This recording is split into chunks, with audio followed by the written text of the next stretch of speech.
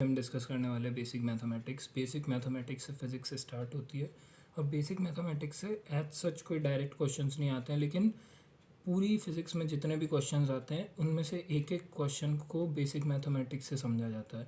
तो basic mathematics के शुरू में सबसे पहले कुछ जो याद करने की चीज़ें होती है उसमें बहुत सारी, तो 1 से लेकर 25 तक पहले अच्छे से क्यूब्स याद होने चाहिए। तो मैंने यहाँ पे लिख रखे 25 तक, और 10 तक के क्यूब्स याद होने चाहिए, 25 तक के स्क्वायर्स।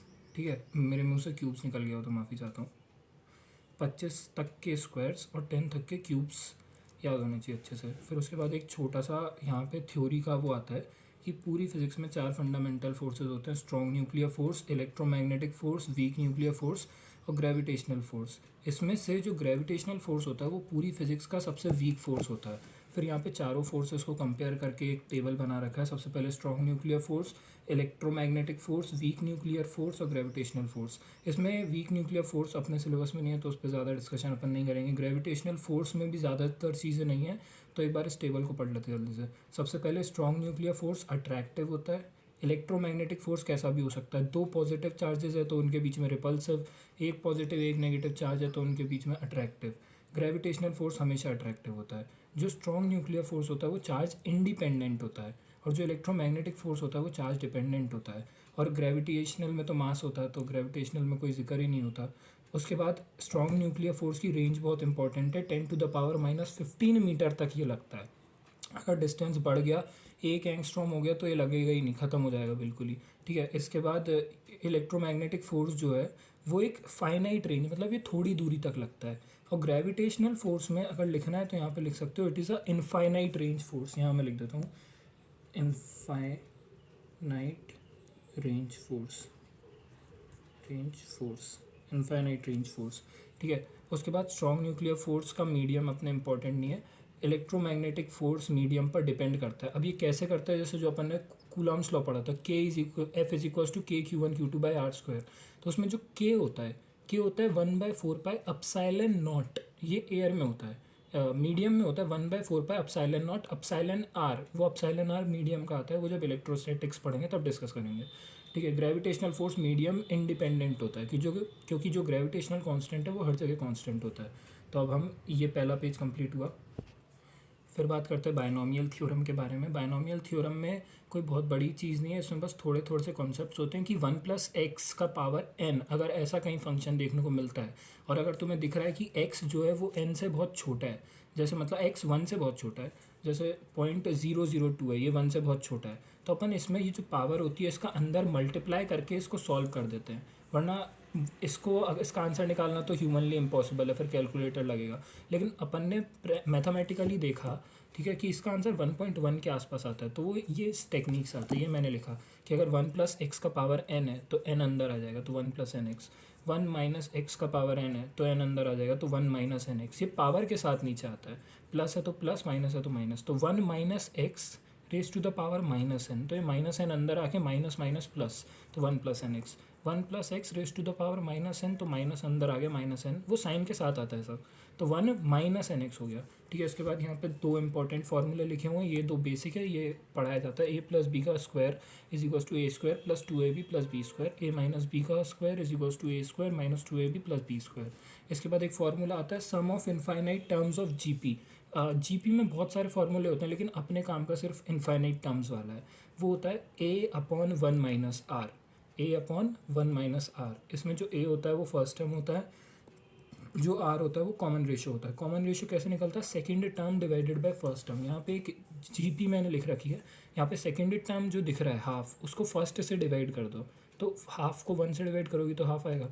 ठीक है, तो a/1 - r = अब इसको सॉल्व कर दो। फर्स्ट टर्म a क्या है, 1/1 - r, r की जगह हाफ रखा हो, जो r अपन ने निकाला कॉमन रेशियो, तो 1/1/2, तो ये 2 आ गया।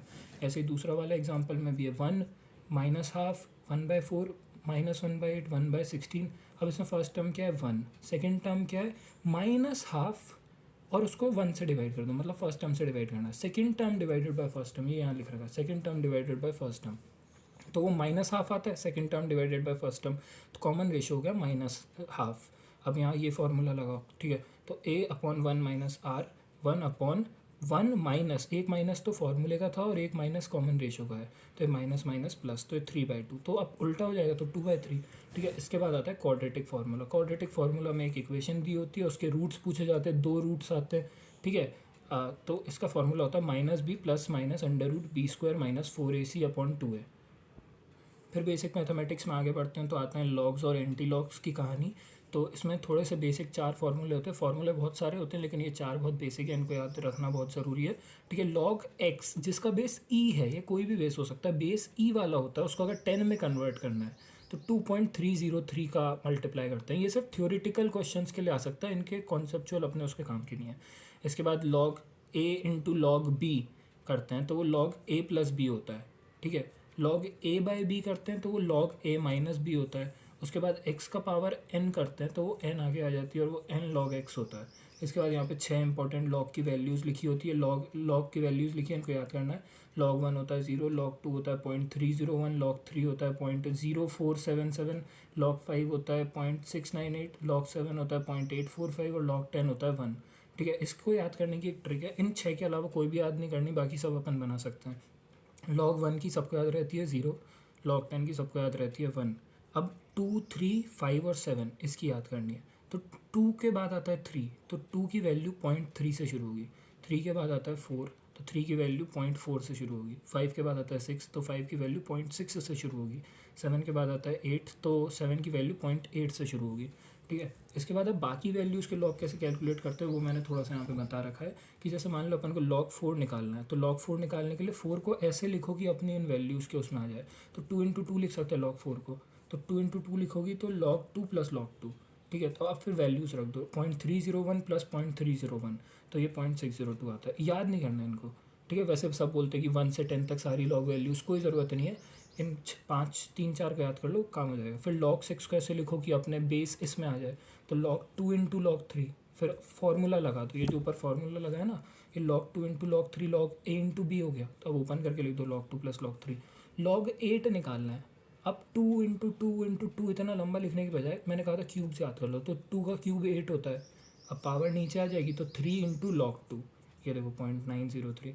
ठीक है, फिर log 11, अब log 11 को तो तोड़ ही नहीं सकते, तो क्या करते हैं, इसमें ये एक अच्छा क्वेश्चन है, इसमें अपन log 10 निकालते हैं, log 12 निकालते हैं और फिर उसका एवरेज ले लेते हैं। ठीक है, एवरेज लेना आता है ना, डिवाइडेड बाय 2 करके ऐसे।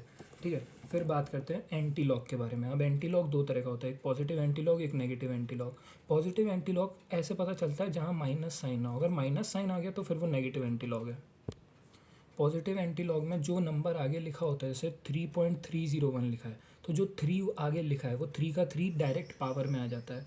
और 0.301, अब वो वैल्यूज याद करो, तो 0.301 यहाँ से चेक करो, 0.301 2 की वैल्यू होती है, तो अब यहाँ पे 3 पावर में आ गया और 0.301 आ गया 2 का। अब जब इसको सॉल्व करोगी तुम, इसका लॉग ले लेना, यही आएगा। ठीक है, ऐसे ये होता है पॉजिटिव एंटी लॉग, जहाँ पॉजिटिव साइन होता है। अब अगर नेगेटिव होता है तो उसमें थोड़ा सा चैलेंज है। नेगेटिव में कैसे करते हैं, जो पावर आगे लिखी होती है, जैसे -2 लिखा है, तो सेम है, यहाँ भी 10 का पावर -2 लिखेंगे, लेकिन -1 भी करना होता है। अगर यहाँ -3 लिखा होता तो यहाँ पे -1 करके लिखते, -3 -1 -4 लिखते। ठीक है, अब देखो -2 -2 -1 -3 ऐसे लिखना होता है। -5 लिखा होता, -5.523 लिखा होता, तो एक घटा के लिखते, तो यहाँ पे -6 आ जाता। ठीक है, समझ में आया ये चीज़।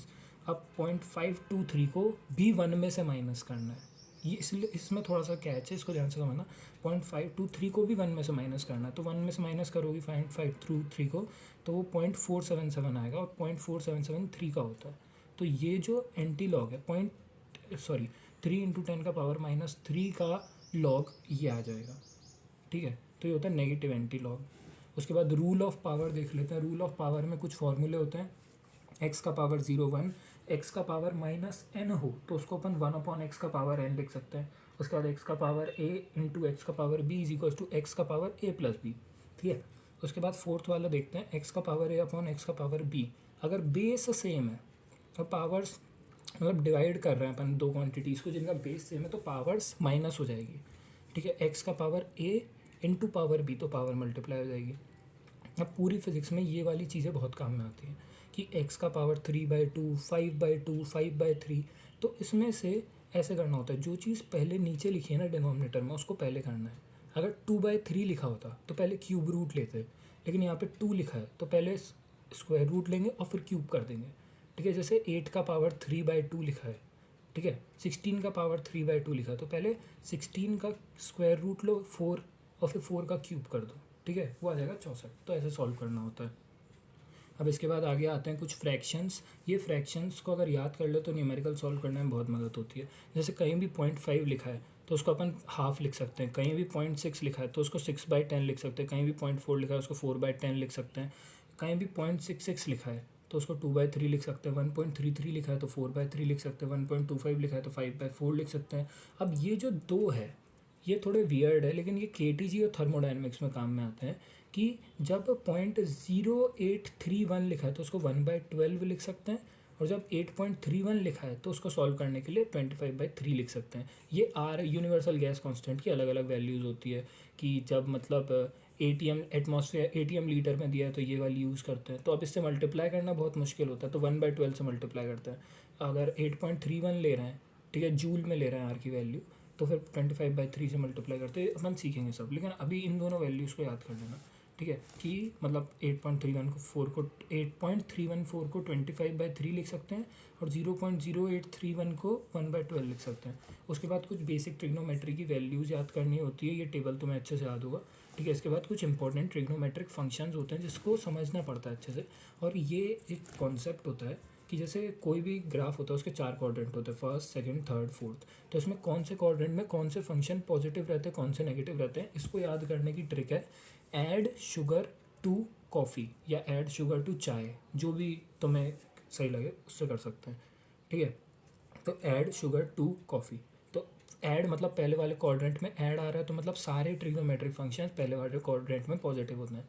फिर सेकंड वाले क्वाड्रेंट में ऐड शुगर, ठीक है, शुगर आया तो मतलब एस आया तो एस से साइन थीटा और कोसेक थीटा, साइन का उल्टा, ये दोनों पॉजिटिव होंगे। थर्ड में ऐड शुगर टू, टू आया ना तो टेन थीटा और टेन का उल्टा कॉट, ये दोनों पॉजिटिव होंगे। फोर्थ क्वाड्रेंट में add sugar to coffee, coffee आया तो मतलब कॉस आया है ना, तो कॉस और उसका उल्टा सेक, ये दोनों पॉजिटिव होंगे। अब यहाँ पे कुछ कॉन्सेप्ट होते हैं कि साइन 180 डिग्री प्लस थीटा, ये माइनस साइन थीटा होता है। ये मतलब ऐसा होता है कि अगर 0 और 180 लिखा है ना तो इस पे साइन का साइन ही रहेगा, कॉस का कॉस ही रहता है और टेन का टेन ही रहता है, कोई चेंज नहीं होता। लेकिन अगर जैसे मान लो लिखा है साइन 90 प्लस 90 दिख रहा है तो फिर बदल जाता है, तो फिर साइन का कॉस लेते हैं और कॉस का साइन लेते हैं। अब कैसे करते हो सीखना। जैसे लिखा है साइन 180 डिग्री प्लस थीटा, तो जैसे ये अपन ने ये माना ये जो है ये 0 डिग्री है, ये 90 डिग्री है, ठीक है, ये 180 डिग्री है और ये अपना 270 डिग्री है। तो साइन 180 डिग्री वो यहाँ पर आएगा और फिर अपन कर रहे हैं साइन 180 प्लस, मतलब वो थर्ड क्वाड्रेंट में आ जाएगा।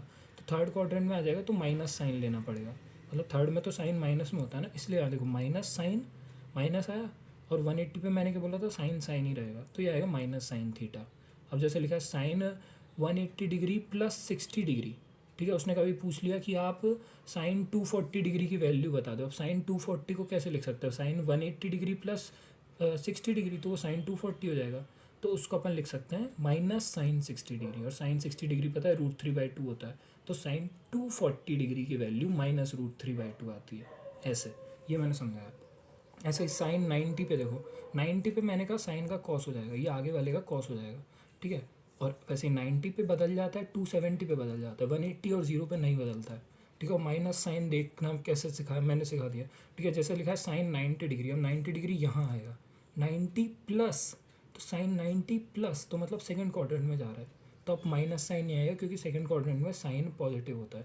कॉस में अगर तुम देखोगी तो कॉस 90 प्लस, तो 90 में सेकंड क्वाड्रेंट में आया, सेकंड क्वाड्रेंट में कॉस नेगेटिव, और 90 लिखा तो साइन कॉस बदल जाएगा, तो cos 90 plus theta is equals to minus sine theta, ठीक है। ये मैंने थोड़े से एग्जांपल्स भी यहाँ पे बताएं कि साइन 120 डिग्री को अपन लिख सकते हैं साइन 90 डिग्री प्लस 30 डिग्री, तो ठीक है, तो साइन 90 पे कॉस हो जाएगा तो इसको लिख सकते हैं कॉस 30 डिग्री, ठीक है। और बाकी तुम देख लेना, ठीक है। आगे अब डिस्कस करते हैं यहाँ पे ये थोड़ी सी, और मैंने कहा कि अगर वो कॉन्सेप्ट समझ में नहीं आ रहा है तो डायरेक्टली इन वैल्यूज़ को याद कर लेना, अगर इतनी भी याद हो गई तो वो समझने की भी कोई ज़रूरत नहीं है, ठीक है। इसके बाद एक बहुत इंपॉर्टेंट ट्राइंगल होता है 3 4 5 का ट्राइंगल।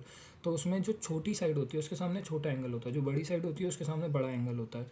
ठीक है। उसके बाद 53, अब बहुत सारे क्वेश्चन में आता है sine 53, cos 53, sine 37, tan 37, tan 53। तो इनको कभी याद मत रखना, ये निकालना आता है। साइन थीटा अपन निकालते परपेंडिकुलर बाय हाइपोटेनियस से, cos theta base upon hypotenuse से, tan theta perpendicular by base से।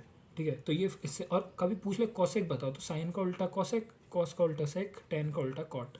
ठीक है। उसके बाद अब फिर जैसे पूछा साइन 37 बताओ, तो अब फार्मूला लगा दो, ट्राइंगल बना लो जल्दी से कोने में, फार्मूला लगा दो कि साइन 37 पूछा तो परपेंडिकुलर अपॉन बेस। ठीक है। तो साइन 37 हो जाएगा 3/5। ठीक है। ऐसे सब निकाल सकते हो। उसके बाद कुछ इंपॉर्टेंट हाफ एंगल फॉर्मूले हैं, ये याद ही करना होता है। जैसे सबसे इंपॉर्टेंट तो यही है, sine 2a is equals to 2 sine A cos A, cos 2a होता है cos square A minus sine square A. अब एक फार्मूला मैंने पढ़ा होगा तुमने, ये यहीं नीचे लिखा है, sine square theta plus cos square theta is equals to 1। ठीक है। ये फार्मूला तुमने पढ़ा होगा। अब इसमें ये भी बहुत इंपॉर्टेंट है, इसको अच्छे से याद कर लेना। ठीक है। अब जैसे ये अपन इस पर डिस्कस कर रहे थे, cos 2a is equals to cos square A minus sine square है।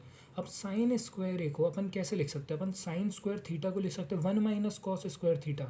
तो यहाँ पे जब 1 माइनस कॉस स्क्वायर थीटा रखेंगे तो एक कॉस स्क्वायर थीटा पहले से, एक कॉस स्क्वायर थीटा और आ जाएगा, तो हो जाएगा 2 कॉस स्क्वायर ए माइनस 1। ठीक है। समझ में आई ये चीज़?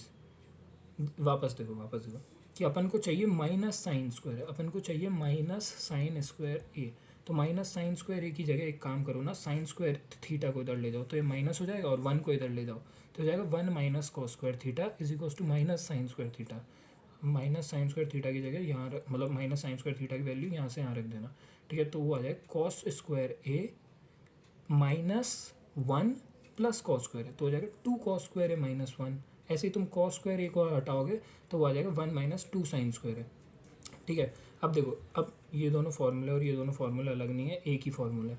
यहाँ पे अपन ने 2a लिया है तो यहाँ पे a आ रहा है। अगर यहाँ पे a/2 ले लोगी तो फिर यहाँ पे, मतलब यहाँ पे a ले लोगी तो यहाँ पे a/2 आ जाएगा। अब जैसे देखो यहाँ पे लिया cos a is equals to 2 cos square a/2 minus 1, बस 1 को उधर ले जाके प्लस कर दिया तो वो ये बन गया, 1 उधर गया तो 1 plus cos A is equals to 2 cos square a/2। इसमें बस a लिया है, a/2 कर दिया। तो ये दोनों भी इंपॉर्टेंट है।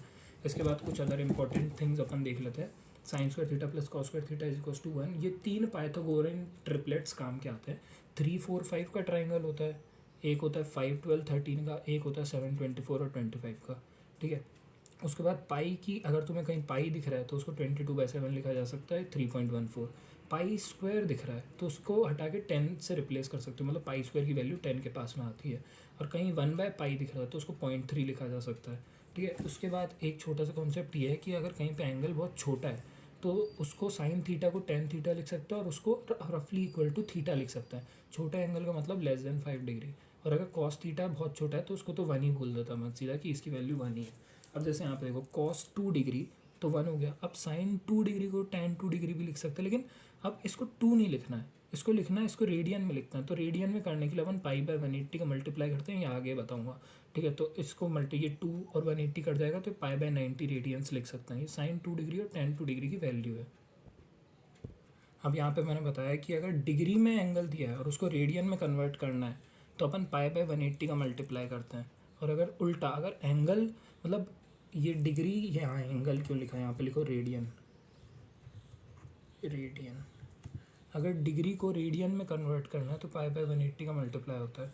और अगर उल्टा कर रहे हैं, रेडियन को डिग्री में कन्वर्ट करना है तो 180/पाई का मल्टीप्लाई करते हैं। ठीक है। ये मैंने यहाँ पे सिखाया, ये देख लेना एक बार।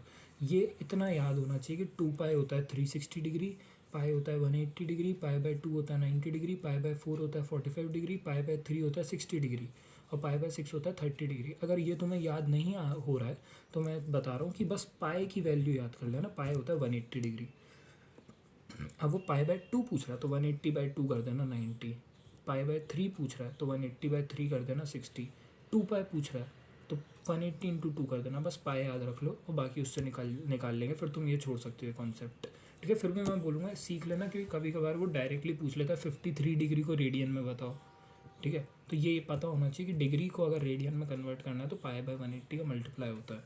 ठीक है। उसके बाद एक छोटी सी इंपॉर्टेंट चीज़ है कि sum of first n natural numbers वो होते हैं जो 1 से शुरू हो, 1 2 3 4, और होल नंबर्स वो होते हैं जो 0 से शुरू हो।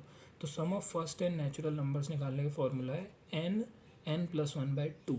इसमें दो चीज़ें हैं, जो फर्स्ट 99 नेचुरल नंबर्स है उसका सम 4950 आता है, और जो फर्स्ट 100 नेचुरल नंबर्स है उसका सम 5050 आता है। इसके बाद अपन बात करते हैं डिफरेंशिएशन पे। डिफरेंशिएशन के जितने भी फॉर्मूले सारे बहुत इंपॉर्टेंट है, लेकिन इन सब में से भी सबसे ज़्यादा इंपॉर्टेंट ये चार है। डिफरेंशिएशन को अपन डिनोट करते हैं dy/dx से, जिसमें मतलब अपन rate of change of y देखते हैं विद रिस्पेक्ट टू x, और इसका मैथमेटिकल मीनिंग होता है slope of Y X graph. मतलब तुम्हें एक ग्राफ दे देंगे जिसमें वाई एक्सिस होगी, एक्स एक्सिस होगी, तो तुम उसका स्लोप निकाल देना तो तुम्हें dy/dx मिल गया। ठीक है, स्लोप को टैन थीटा भी बोलते हैं, अभी ये आगे बताऊंगा। ठीक है, अभी बेसिक फॉर्मूला एक बार जल्दी से देख लेते हैं। साइन थीटा का डिफरेंशिएशन कॉस थीटा का डिफरेंशिएशन माइनस साइन थीटा है, माइनस बहुत। इसकी एक मेरी छोटी सी ट्रिक थी कि जहाँ जहाँ भी सी का डिफरेंशिएशन हो, मतलब जो भी सी से स्टार्ट हो रहा है ना, cos theta, cosec theta, cot theta, उनका जब डिफरेंशिएशन करते हैं ना तो माइनस साइन आता है। ठीक है, तो यहाँ पे देख लो तुम, कोसेक थीटा में माइनस आया, कॉट थीटा का किया तो माइनस कोसेक, तो इससे कन्फ्यूजन दूर हो जाएगा। और सबसे इंपॉर्टेंट तो इसी में कन्फ्यूजन होता है कि किस में माइनस आता है। तो कॉस वाले में माइनस आता है, जहाँ जहाँ भी सी वहाँ वहाँ माइनस। उसके बाद टेन थीटा का differentiation sex square theta, log x का डिफरेंशिएशन 1/x। ठीक है, ई का पावर एक्स ही रहता है, और ये उतना काम का नहीं है। बस ये लास्ट वाला एक बार देख लेना कि जो कांस्टेंट होता है उसका डिफरेंशिएशन 0 होता है। ये मैंने बोल तो दिया काम का नहीं है, लेकिन इतना अच्छे से याद होगा तो ही अपन आगे कर सकते हैं। ठीक है, इसके बाद अपन बात करते हैं कुछ डिफरेंशिएशन के इंपॉर्टेंट फार्मूलाज के ऊपर। तो सबसे पहले जो सबसे इंपॉर्टेंट फार्मूला है वो डी एक्स ऑफ एक्स का पावर एन आता है। तो उसमें एन आगे कूद जाता है और एन में से -1 होता है, मतलब n(x) n-1 ये होता है। जैसे यहाँ मैंने बताया एक्स का पावर 5 का अगर डिफरेंशिएशन करना है तो इट इज़ 5x का पावर 4। ठीक है, मतलब 5 आ गया और एक माइनस हो गया। इसके बाद ये फॉर्मूला बहुत इंपॉर्टेंट है, ये दो बहुत इंपॉर्टेंट है कि a+b फंक्शन है और उसका डिफरेंशिएशन करना है, तो इंडिविजुअल dA/dx dB/dx। उसके बाद सेम ये भी वैसा ही है, dA/dx माइनस dB/dx। उसके बाद जब मल्टीप्लाई होता है तो मल्टीप्लिकेशन में a पहले न्यूमरेटर बाहर, न्यूमरेटर क्या बोल रहा हूँ, सबसे पहले पहला टर्म बाहर, दूसरे टर्म का डिफरेंशिएशन, फिर दूसरा टर्म बाहर और पहले टर्म का डिफरेंशिएशन, एक बार में एक का ही होता है। तो यहाँ पे देखो a dB/dx और फिर b dA/dx। इसके बाद y अगर डिवाइड वाला है फंक्शन तो उसको कैसे करना होता है, ये इसको लिखने का एक तरीका होता है, ये याद नहीं होता, इसको याद करने का एक तरीका होता है। और मैंने इसलिए ये वाला सॉल्व नहीं किया, इसको मैं यहीं सॉल्व करना चाह रहा था। ठीक है, इसलिए इसको सॉल्व नहीं किया मैं, कि सबसे पहले अपन डिनोमिनेटर का डिवाइड करके लिखते हैं और फिर माइनस लगाते हैं, बाकी काम बाद में करते हैं। इसको सॉल्व करके देखते हैं एक बार। ये जो है डी ऑफ ई का power x upon x square, तो कैसे सॉल्व करना होता है वो देखना है। सबसे पहले डिनोमिनेटर का स्क्वायर करते हैं, एक्स का पावर 4। ठीक है, और फिर यहाँ पे माइनस साइन लगा दो, इतना काम करके बैठ जाओ। डिनोमिनेटर का स्क्वायर कर दो और बीच में माइनस साइन लगा दो।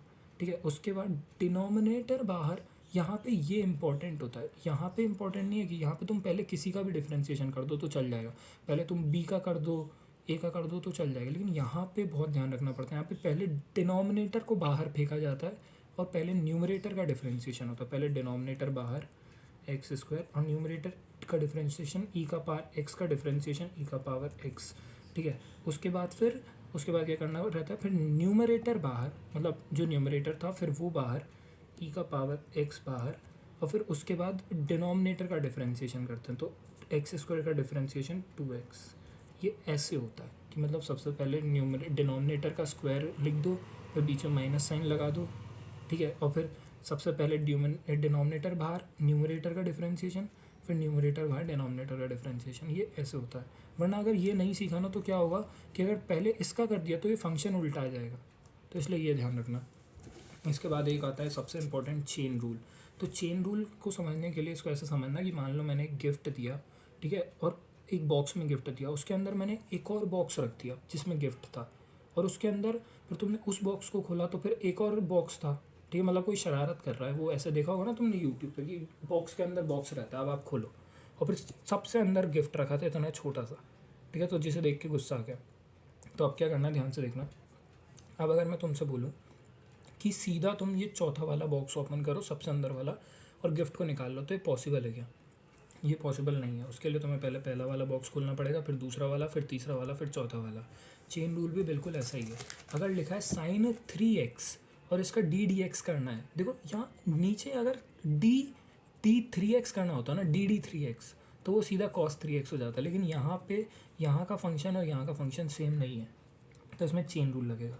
ठीक है, अब वो कैसे लगेगा? सबसे पहले कितने बॉक्स है वो आइडेंटिफाई करो। तो एक साइन 3x का डब्बा और अंदर वाला एक 3x का डब्बा। तो पहले बाहर वाले डब्बे का डिफ्रेंशिएशन होगा cos 3x, और फिर अंदर वाले डब्बे का डिफ्रेंशिएशन होगा 3x का 3 चिपक जाएगा, तो 3 cos 3x आ जाएगा। अब मैंने लिखा डिफ्रेंशिएट e⁻5x। तो सबसे पहले कितने डब्बे वो पहचानो। एक बाहर वाला डब्बा है e⁻5x और उसके अंदर एक और डब्बा है 5x का। ठीक है, और उसका डिफ्रेंशिएशन करो पहले बाहर वाले का, तो e⁻x कुछ भी उसका e⁻x ही रहता है, तो e⁻5x ही रहेगा। अब अंदर वाले डब्बे का डिफ्रेंशिएशन, तो .5 आ जाएगा, मतलब 5 बाहर आ जाएगा ऐसा। ठीक है, अब ये तीसरा वाला क्वेश्चन ये वेव्स का है, तो मैंने यहीं ले लिया क्योंकि यहीं का कॉन्सेप्ट इस्तेमाल हो रहा था। मैंने कहा था ना कि इसके डायरेक्ट क्वेश्चन आना मुश्किल है, लेकिन फिजिक्स के सारे क्वेश्चन करने के लिए बेसिक मैथ्स का आना बहुत इंपॉर्टेंट है। अब जैसे मैंने लिखा y = a sin ωt+kx। ठीक है, यहाँ पे मैंने बोला dy/dt करके बताओ। dy/dt अगर बोल दिया ना जैसे यहाँ, तो फिर अपन सबको कांस्टेंट, फिर अपन x को कांस्टेंट मानेंगे। एक टाइम पे दो चीज़ें नहीं हो सकती। तो अब देखो, सबसे पहले डब्बे पहचानो। एक बड़ा वाला डब्बा ये, ठीक है, और उसके बाद उसके अंदर एक छोटा सा डब्बा जो वेरिएबल है वो है ω t के साथ कर रहे हैं, तो एक डब्बा ये रहा। तो अब देखो, बाहर वाले डब्बे का a sin ωt का जब डिफ्रेंशिएशन किया तो वो a cos ωt हो गया, साइन का cos, है ना। अब ω का जब डिफ्रेंशिएशन करोगी तो वो ओमेगा आ जाएगा। ठीक है, इसके बाद अपन कर रहे हैं dy/dx। यहाँ पे dy/dt था, यहाँ पे dy/dx है। अब जब dy/dx करेंगे तो a साइन का cos, और अब यहाँ पे ω का डिफ्रेंशिएशन नहीं करेंगे, वो तो कांस्टेंट है, kx का करेंगे, तो kx में k बाहर आ जाएगा। ठीक है, ये समझ में है? तो समझ लेना इसको ठीक से। अब इसके बाद मैक्सिमा एंड मिनिमा का करके एक कॉन्सेप्ट आता है। ठीक है, तो शॉर्ट रिवीजन वीडियो, इसलिए इसको ज़्यादा लंबा नहीं करेंगे अपन। ठीक है, dy/dx दोनों ही मैक्सिमा और मिनिमा पर दोनों ही तरफ की जो स्लोप होती है वो ज़ीरो होता है। लेकिन जो जब इसको डी, ये याद रखना, ये बहुत इंपॉर्टेंट है, डायरेक्ट क्वेश्चन आ जाएगा कि d²y/dx² अगर नेगेटिव है तो वो मैक्सिमा है। ऐसे याद रखना कि इसमें उल्टा चलता है। ऐसे याद रखोगे कि इसमें उल्टा चलता है तो याद रहेगा कि मैक्सिमा है तो d²y/dx² नेगेटिव है, और मिनिमा है तो d²y/dx² पॉजिटिव है। ठीक है, इसको ऐसे याद रख सकते हैं कि जैसे कोई इंसान का जब मिनिमम फेज़ होता है तो वो बहुत अच्छा होता है, वो बहुत धार्मिक होता है। लेकिन जब इंसान बहुत सक्सेसफुल हो जाता है तो वो घमंडी हो जाता है, वो नशा करने लग जाता है, बुरी आदतें उसमें आ जाती है, तो उसका नेगेटिव फेज शुरू होता है। तो जब वो मैक्सिमम पे होता है तो इंसान नेगेटिव में जाता है, और जब मिनिमम पे होता है तो इंसान पॉजिटिव में जाता है। तो ऐसे याद रख लेना इसको। ठीक है, उसके बाद इंटीग्रेशन पे अगर अपन बात करें तो इंटीग्रेशन के बेसिक फार्मूले ये एक बार देख लेना। ठीक है, बहुत ही बेसिक है, इसमें से पहला वाला सबसे इंपॉर्टेंट है। बस ये याद रखना कि साइन थीटा का इंटीग्रेशन माइनस कॉस होता है, कॉस थीटा का इंटीग्रेशन साइन होता है। इनको याद मत रखना। ठीक है, इनको याद मत रखना। मैं कह रहा हूँ डिफ्रेंशिएशन वाले याद रख लेना। डिफ्रेंशिएशन साइन थीटा का कॉस होता है ना, तो कॉस का इंटीग्रेशन साइन होगा। ठीक है, कॉस थीटा का डिफ्रेंशिएशन माइनस साइन होता है ना, तो साइन थीटा का इंटीग्रेशन माइनस कॉस होगा। ठीक है, ये याद रखना। ठीक, इसको तो अलग से निकाल के रख लेना, इसमें मिस्टेक्स हो सकती है।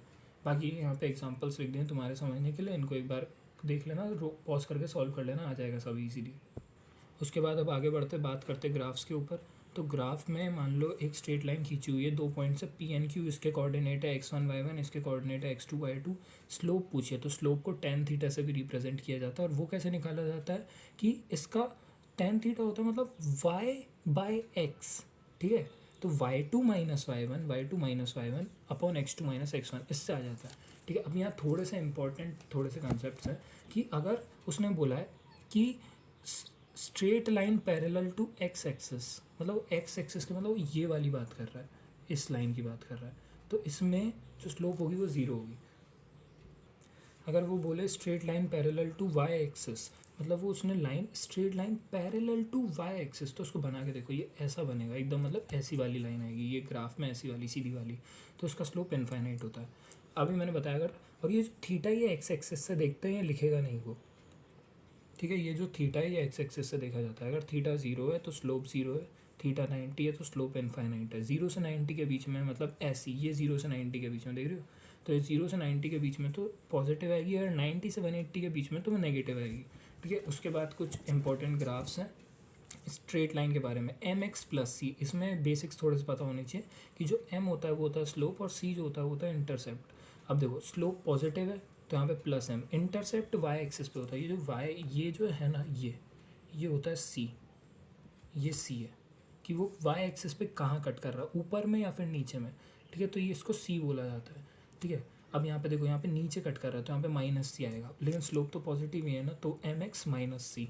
यहाँ पे स्लोप नेगेटिव हो गई दिख रहा है, और यहाँ पे लेकिन इंटरसेप्ट अभी भी पॉजिटिव है, पॉजिटिव प्लस वाई प्लस सी पे इंटरसेक्ट कर रहा है, तो माइनस एम एक्स प्लस सी, ऐसे ही माइनस एम एक्स माइनस सी। इसके बाद अपन बात करते हैं रेक्टेंगुलर हाइपरबोला पे।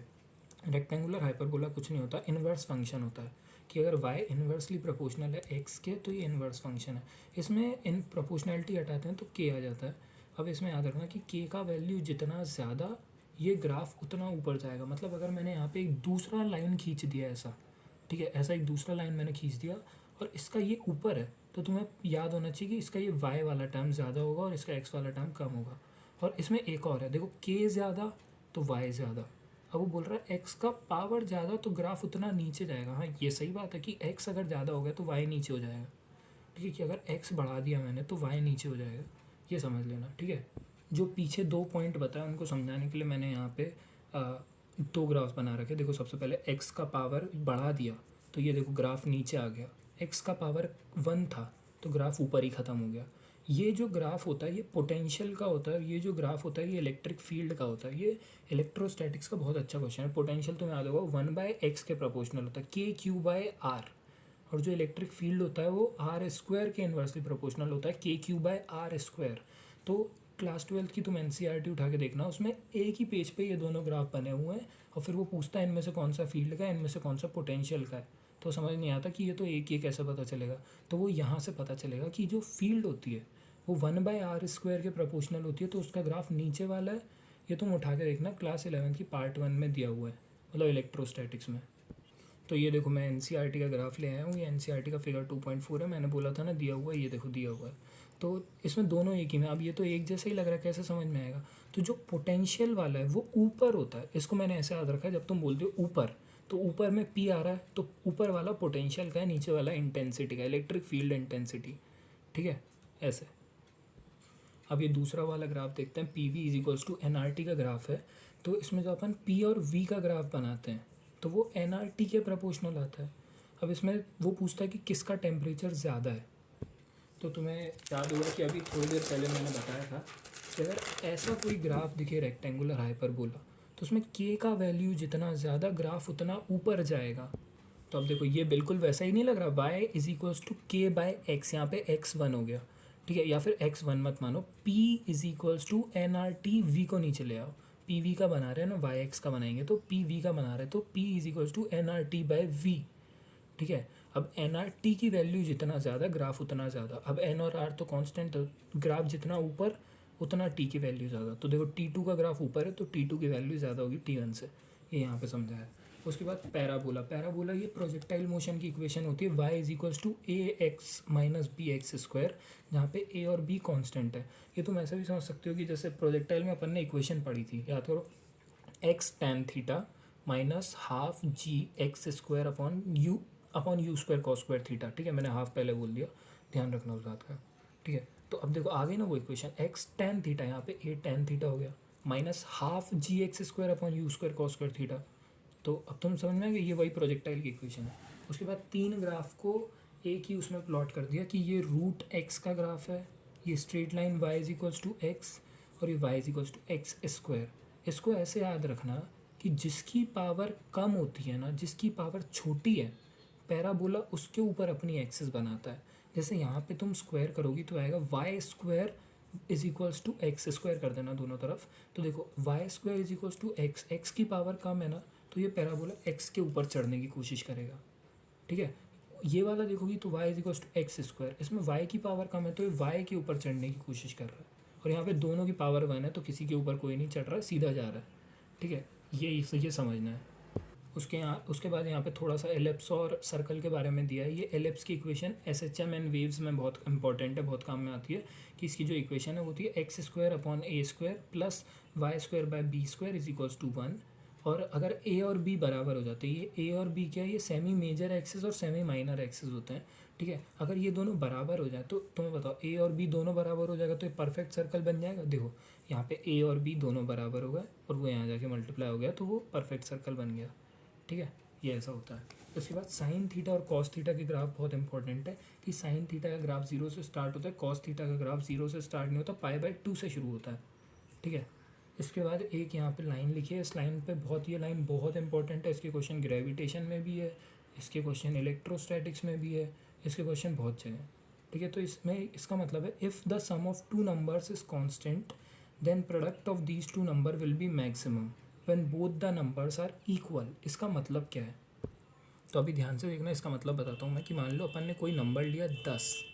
अब 10 कैसे बन सकता है, ये या तो बन सकता है 1 + 9 से, या बन सकता है 2 + 8 से, या बन सकता है 3 + 7 से, या बन सकता है 4 + 6 से, या बन सकता है 5 + 5 से, ठीक है। इसके बाद अगर तुम उल्टा करोगे ये 6 + 4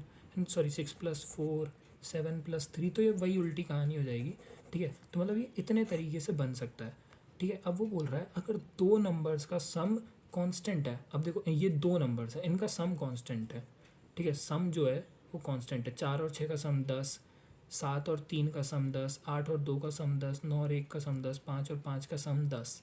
अब वो पूछ रहा है इनका अगर सम कांस्टेंट है और इनका प्रोडक्ट मैक्सिमम बोल दिया, वो बोल रहा है कि इन नंबर्स का प्रोडक्ट मैक्सिमम है, तो वो नंबर क्या होंगे। अब देखो प्रोडक्ट करके देखो, 9 × 1 = 9, 8 × 2 = 16, 7 × 3 = 21, 6 × 4 = 24 और 5 × 5 = 25। देखो प्रोडक्ट जब अपन ने किया तो वो मैक्सिमम तब आ रहा है जब वो दोनों नंबर इक्वल है, ठीक है। तो यही बात यहाँ कह रहा है, if the sum of two number is constant then product of these two number will be maximum when both the numbers are equal.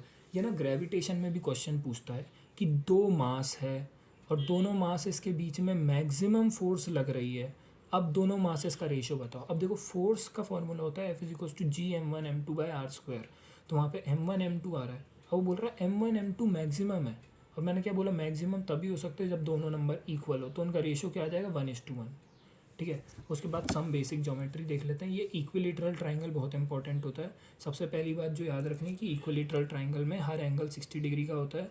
जो लेंथ ऑफ मीडियन होती है वो होती है √3a/2, और इसके बाद जब अपन तीनों मीडियन जो होती है ट्राइंगल की, उनको जब मिलाते हैं तो जिस पॉइंट पे मीट करती है उसको अपन बोलते हैं सेंट्रॉइड। वैसे एक ट्राइंगल के 4 सेंटर होता है, लेकिन वो मैथ्स में आता है तो वो तो ना अभी उस that is not our point of discussion, we are only concern about things related to our syllabus, ठीक है। तो ये इसको बोलते हैं सेंट्रॉइड।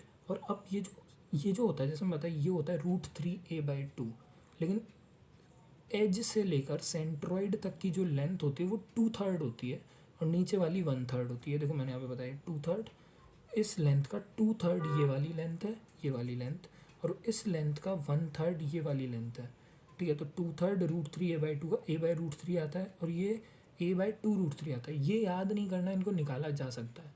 बस इसको ये याद कर लेना कि अगर ये h है तो ये 2h/3 होगा और ये h/3 होगा। उसके बाद एरिया ऑफ इक्विलेटरल ट्राइंगल बहुत इंपॉर्टेंट है, √3a²/4। इसके बाद आता है ट्रपेजियम की बात। तो ट्रपेजियम में मान लो दो साइड है, एक ए है एक बी है, और दोनों के बीच में जो परपेंडिकुलर डिस्टेंस है वो h है। इसका फॉर्मूला होता है half sum of parallel side into distance between them, तो हाफ a + b × h, ठीक है, हाफ a + b × h। ये वैसे अगर याद ना भी हो तो भी बच्चे कर लेते हैं। वो क्या करते हो, ट्राइंगल, इस ट्राइंगल का एरिया निकालेंगे, फिर इस ट्राइंगल का एरिया निकालेंगे, फिर इसका एरिया निकालेंगे और सबको जोड़ देंगे। वो भी सही है लेकिन उसमें टाइम लग जाता है, इसलिए बेटर है इसको याद कर लो, ठीक है। हाफ a + b × h, ठीक है।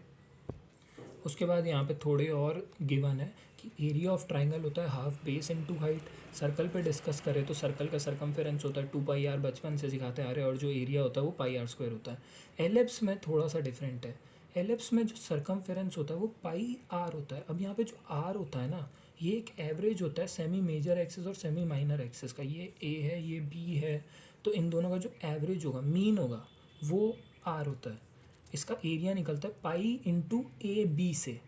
ए बी तुम्हें समझ आ गया होगा, ठीक है। ये इतना इंपॉर्टेंट भी नहीं है, एलिप्स चाहो तो छोड़ सकते हो, कैंसिल कर सकते हो, इतना इंपॉर्टेंट नहीं है इसके एरियाज। और वो क्यूब की बात करें, ये जो ग्रीन कलर से मार्क कर रखा है ना हाईलाइट, ये इंपॉर्टेंट है, ये भूल जाता है, बाकी सब तो याद रहेगा। ये पाई आर स्क्वायर 2 पाई आर ये तो याद रहता है, ये जो ग्रीन से मार्क कर रखा है ये इंपॉर्टेंट है, भूल जाता है। क्यूब का जो एरिया होता है वो 6a² होता है और जो वॉल्यूम होता है वो a³ होता है, ठीक है। सिलेंडर का जो एरिया होता है, एरिया वो होता है 2 पाई आर² प्लस 2 पाई आर एच। अब अगर कोई मुझसे कह दे कि यार हमने तो कुछ 2 पाई आर एच पढ़ा था, ये क्या अलग से लिख दिया, तो जो 2 पाई आर एच आपने पढ़ा था वो सी ए से पढ़ा था, कर्व्ड सरफेस एरिया, ठीक है। वो कर्व्ड सरफेस एरिया पढ़ा था कि वो बस वो पूछ रहा था कितना घुमावदार हिस्सा है उसका एरिया बता दो। ये जो अपन ने लिखा है ये टी एस ए है, टोटल सरफेस एरिया, वो 10th में पढ़ा होगा, 10th की याद आ गई होगी तुम्हें, ठीक है।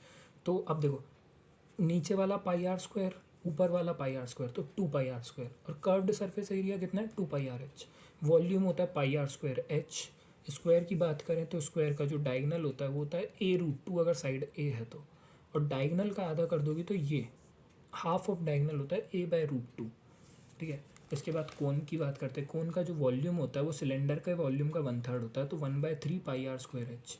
स्फीयर का एरिया 4 पाई आर² और वॉल्यूम 4/3 पाई आर³। रेक्टेंगल तो बहुत ही आसान है, पेरीमीटर 2l + b और एरिया l × p। तो यहाँ पे ख़त्म हुआ बेसिक मैथमेटिक्स।